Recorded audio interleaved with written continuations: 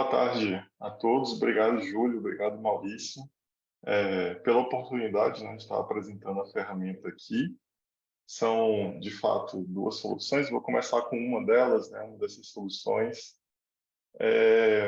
Bom, tem todo o contexto, como o Maurício bem colocou aqui inicialmente, sobre como gerenciar os dados dessas cidades. Então, eu estou falando aqui dos dados especificamente da cidade de São Luís, do Maranhão, no Brasil.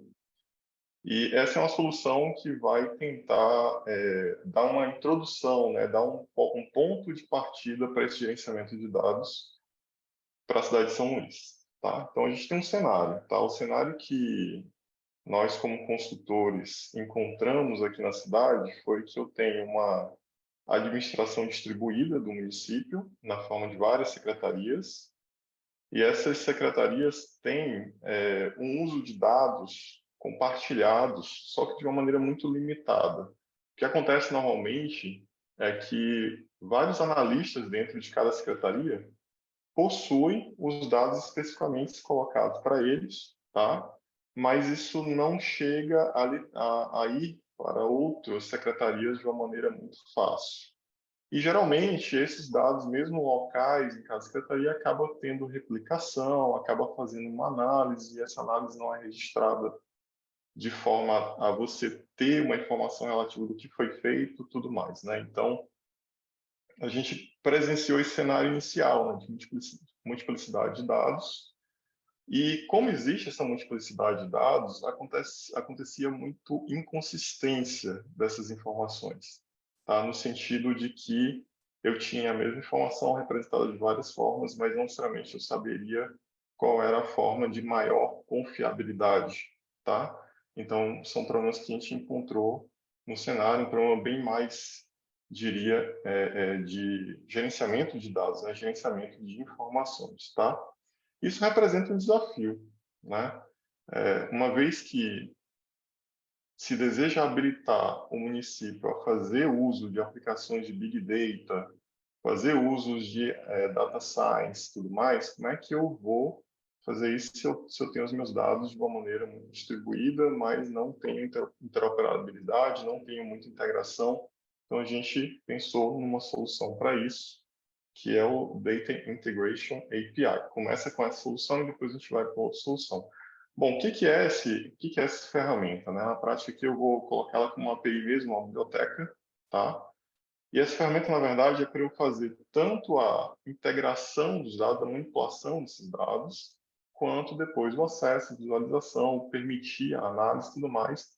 Mas eu estou falando aqui de usuários que vão utilizar ela, que são um pouco mais leigos na área de computação. Então, eu estou criando uma camada aqui que vai me permitir não ter conhecimentos tão aprofundados de determinada situação para poder manipular aquelas informações, tá? Problema, os dados existem, mas eles são completamente, de natureza completamente distinta. Eu tenho planilhas, eu tenho dados CSV, tenho mapas, tenho fotos, vários dados de formas diferentes, e isso é relativamente complicado quando você quer ter um acesso conjunto, tá? E, evidentemente, cada secretaria quer deixar uma parte desse dado visível, outra parte não, né? Pode ser que uma parte não seja, não, ela não queira compartilhar, então tem que ter aí um controle de acesso, visibilidade, responsabilidade. A ideia é que isso seja entregue pela API de uma forma integrada, tá? E Geraldo, que... Oi, posso só diga. te interromper porque eu acho que o seu slide não está se movimentando. Ele não, a gente está vendo Tá, o slide sem estar em tela cheia. Acho que você deve estar com duas telas. vixe, melhorou agora? Agora sim, obrigada. Foi? Tá ótimo, desculpa, pessoal. Ó, e a finalidade, de fato, é a gente fazer a parte de infraestrutura para análise desses dados e também que esses dados tenham documentação, tá? Essa documentação ela vai ser necessária depois, quando a gente estiver falando das análises de dados, de que eu quero fazer depois, então, como é que é aquele dado, qual é a natureza dele, e assim por diante. Então, a ideia que foi desenvolvida é a ideia de ter um pequeno DW, um pequeno Data Warehouse, tá? Ele também foi batizado internamente aqui de um mini Data Lake, né? onde eu tivesse algumas entidades, fatos básicas, né? No caso, são essas duas aqui, camadas e indicadores, ok? Essas duas camadas básicas seriam o quê? Elas seriam uma espécie de guarda-chuva onde eu fosse colocando todos os outros dados embaixo delas. A camada é a informação em si, que pode ter uma natureza espacial ou não, né? Ela pode ter um campo geográfico, ela pode ser somente um monte de número ou texto e assim por diante, tá? E atrelado à camada, eu teria uma ideia de indicadores. Indicadores é a análise, tá? Então, por exemplo, eu tenho um dado populacional do recenseador do meu país, e eu quero ter um indicador em cima desse dado populacional. Tudo bem, eu crio esse indicador nessa outra tabela, que seriam, no caso, as análises. Aqui é só um exemplo, tá? Montando isso, né, a gente teria aqui algumas camadas que seriam o setor censitário, bairros e o anel viário. O anel viário faz muito sentido aqui para São Luís, porque é a área do centro, são todos os bairros que são atrelados ao centro. E, por exemplo, o setor censitário é um dado do IBGE, que é o recenseador aqui no Brasil, e esse dado ele tem, por exemplo, informações sobre domicílios, sobre rendas, sobre população. Então, você teria aqui a camada em si tem informações sobre ela, tá? Isso aqui é infinito, né? A gente não tem como restringir isso, é infinito. Ela pode ir cada vez mais profundo. Entretanto, eu teria a ideia de que eu tenho indicadores relacionados a esse cara, eu não preciso saber até onde aquela informação vai, tá? Então, essa é a solução. E para operacionalizar toda essa solução, a ideia foi construir, então, essa API. Toda essa solução é de código-fonte aberto, foi toda feita aqui em Python. Ela é muito alicerçada em três bibliotecas do Python, que é o GeoPandas, o Plotly e o Folium, tá?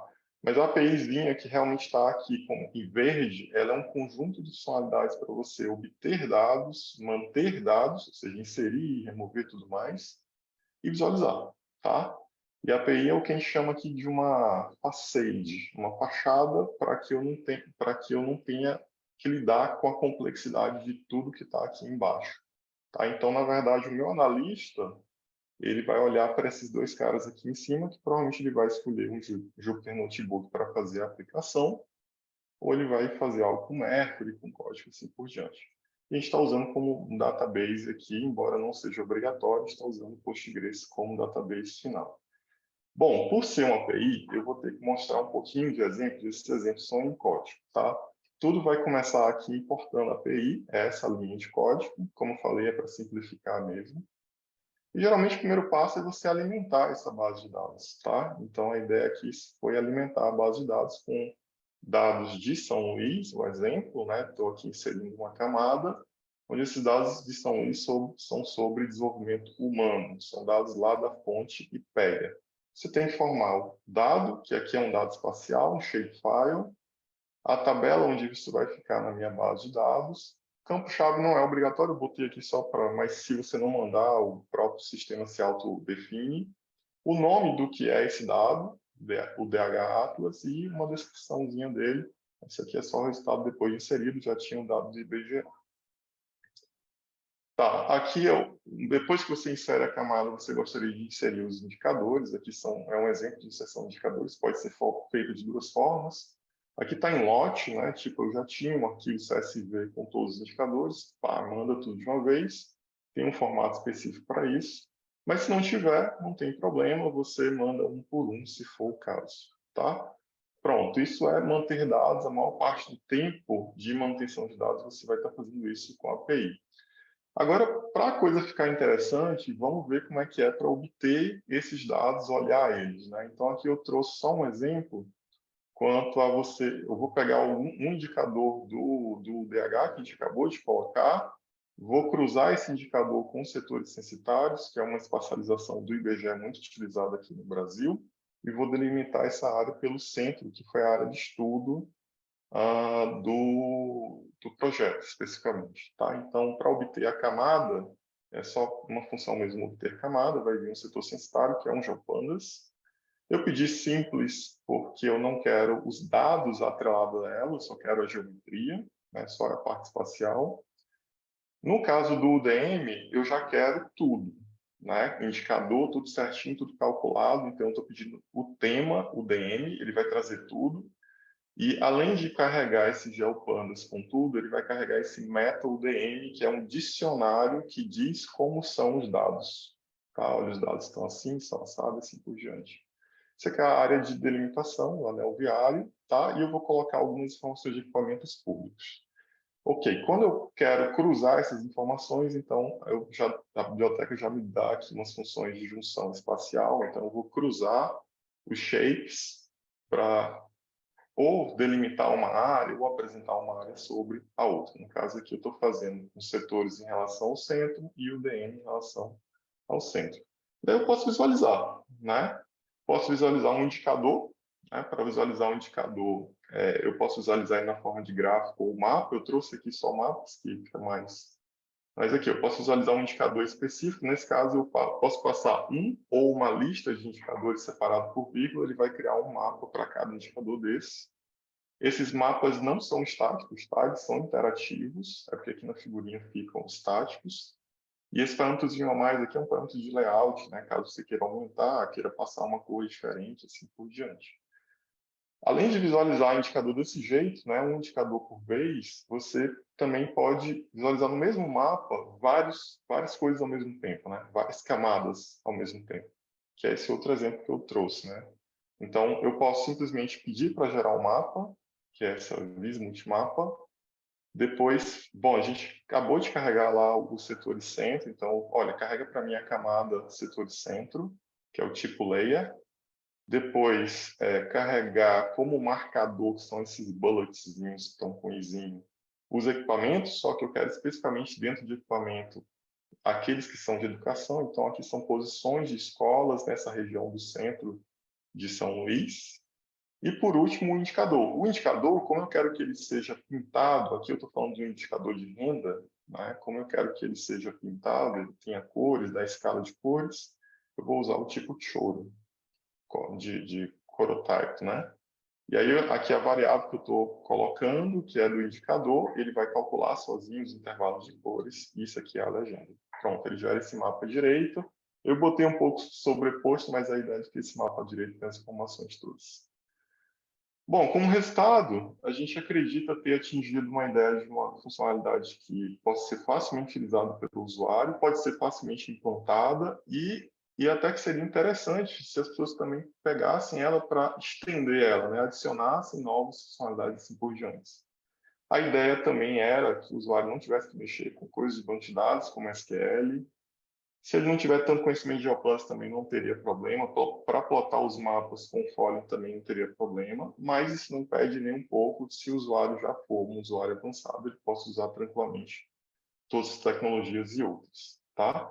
Isso tudo tem prover, né, essa integração de dados que era prevista e que pode ser tranquilamente compartilhado entre as secretarias e também utilizado lá numa espécie de iniciativa de controladoria de dados, de curadoria de dados.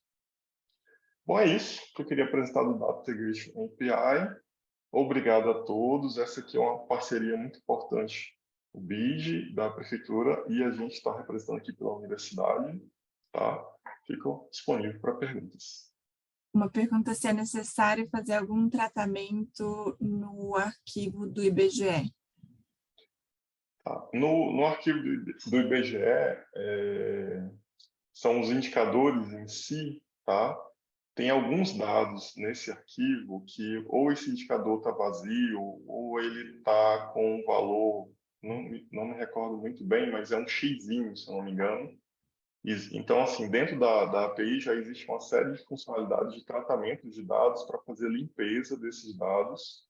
E ela, quando detecta automaticamente algum deles, ela já faz o tratamento, tá? Isso para os dados que são numéricos, texto e tudo mais. Quanto aos outros dados do IBGE que foram shapefiles, não foi preciso fazer nada, tá? Quanto ao dado geográfico. Maravilha. E aqui a gente tem outra dúvida que acho que é complementar, que é O quão complexo seria utilizar o dado de outra cidade para essa ferramenta? Não, a maior complexidade de utilização dos dados é, no caso, a cidade começar a carregar, né? O banco de dados começa vazio e a cidade precisaria começar a carregar esses dados, mas não teria tanta dificuldade. Se ela não quiser carregar nenhum dado geográfico, não tem problema, tá? Isso com a especificidade aqui de São Luís, ela pode carregar só dados numéricos e montar gráficos, relatórios de outra maneira, tá? Mas não tem, ela pode começar e, no caso, os dados não têm uma fixação de estrutura. Então, tipo, você não precisa seguir uma estrutura rígida, né? A estrutura dos dados vai ser a estrutura que vai entrar no seu banco de dados mesmo. Maravilha. E você consegue trabalhar essa ferramenta como complemento do QGIS? Como complemento do QGIS, eu acho que teria que fazer um plugin lá no QGIS, se você quisesse a API integrada lá, né? Porque, no caso, a gente está com a ferramenta toda no Python, e o QGIS permite você criar esses plugins dentro dele para poder integrar. Hoje não tá feito, tá bom? Tanto que a gente utilizou muito outras bibliotecas de visualização de dados espaciais que são abertas, né? No caso, especificamente Folium e o OpenStreetMaps. E também estão perguntando se a ferramenta funciona em um Mac. Funciona, é independente de plataforma. E se pode fazer análises de conglomerados ou de hotspots? Tá, nesse caso específico, na hora que você vai plotar o mapa, tinha um tipo que você colocava, eu coloquei layer, marcador, choro. Você tinha que colocar hit, né? E aí, no caso, ele ia plotar um mapa de densidade. Só que a natureza inicial dos teus dados, ele tem que ser ponto, tá? Se não for ponto, tem na própria API já uma funcionalidade para transformar aqueles polígonos no ponto baseado no centroide desse polígono. Aí depois você usa para gerar esse mapa de temperatura, calor, né? Mapa de calor ou mapa de densidade. Então, sim, tá lá. Mas aí tem que chamar a atenção da maneira que peça isso, tá bom? E aqui estão perguntando se pode analisar diversas fontes de dados ao mesmo tempo, como MacBG, etc. Pode, a ideia é justamente essa. Eles têm, em São Luís, várias fontes de dados diferentes, de diferentes naturezas. A ideia é que você integre elas de uma maneira que seja mais fácil de prover curadoria, tá? Que você não tenha repetição, que o seu dado esteja consistente, íntegro. Então, a ideia é que realmente cresça bastante com várias fontes de dados. Talvez existam implicações no futuro quanto ao Postgres, quanto a isso, tá?